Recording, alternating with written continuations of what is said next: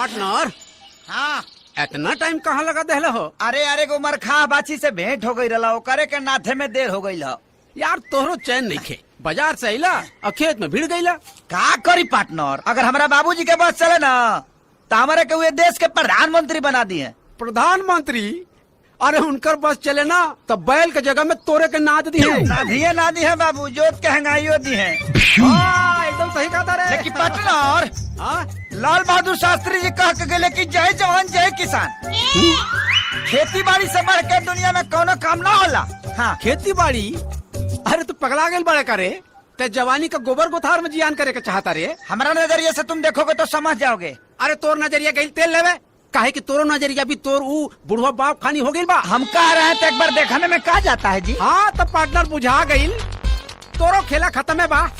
तो देख लिए यही खेती गृहस्थी के चक्कर में तोर बुढ़वा बाप तोरा के काम करवा करवा के मुआ न देहलस तो हमरा नाम पे कुत्ता पहुंच दिया पार्टनर।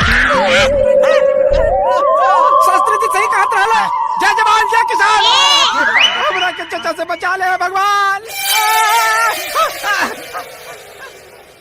बाबूजी रौरा खिलाफ में गोधाना हमारे के भड़कावो तो लो, लेकिन हम देखी पूरा खेत में खाद छीट देनी। हाँ बेटा खाद तो छीट देला जी, बहुत बढ़िया कहला। लेकिन वो कहा न बेटा कि खाद जो बा वो अपना खेत के जगह दूसरा के खेत में छीट दे। दूसरा के? हाँ बेटा हमारा का पता। तू सुधर बा कबे बेटा? सुधर जाए। कब सुधर बा? सुधर जाए बाबूजी।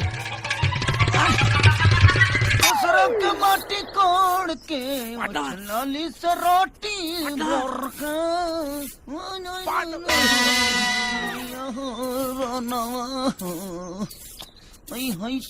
रम गईले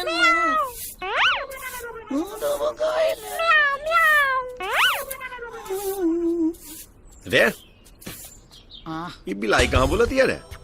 माने अभी यहाँ हमार काम रह गई बजे बिलाई कहाँ बोलती है कुकुर कहाँ बोलता है पता करी रे पे इतना काम के लोट बा। तो भड़कत का बाड़े काम कर। ठीक बा लेकर के घर में आओ। ठीक बा।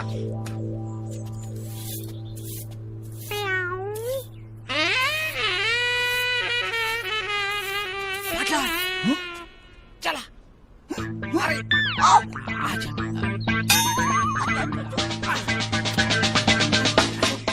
तारे चानी लगा के मच्छरदानी रजाऊ। मने गा के मछरिया भगैबे करे। मत गा, चुप ठीक से धार। हाँ ओके है ना।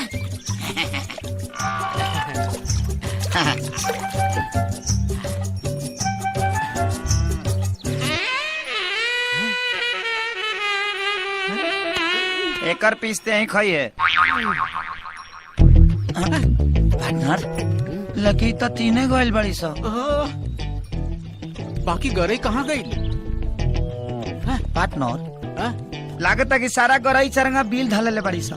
अच्छा हाँ आपका आप कौनो कला दिखावे के परी। आपका आजकल मछली पकड़ना भी एगो कला है। अच्छा सबको नहीं पता है ना बाबू। हाँ दिखावा दिखावा दिखावा कला दिखावा।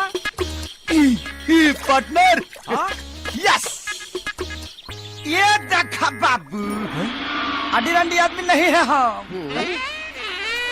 वही रहा देखा इसका बड़ा है। तका तू ही खाली जाना तारा। अब देखा हमार खेला पार्टनर। अब हमारा खेला देखो। पकड़ो पकड़ो पकड़ी पकड़ो। ये अंदर हाथ डालना। हाथ डाल के निकाल रहे हैं पार्टनर। लागत पड़ के करे धरल बिया। निकाल निकाली। हट देखा पार्टनर। फेंक बाबू फेंक। नाप ला बिग दा केकर करे बड़का बा देख ला। बिग दा बाबू तो ढेर पीस वाला बा। काहे फेंकी? अरे एकरा के तो मस्त तेल के साथ फ्राई करे और मस्त भात के साथ मजा लेके खाए। सुरक्षित रह तब न पहले देख ले एक बार। देख ली एमे का देखे के। फेंको फेंको।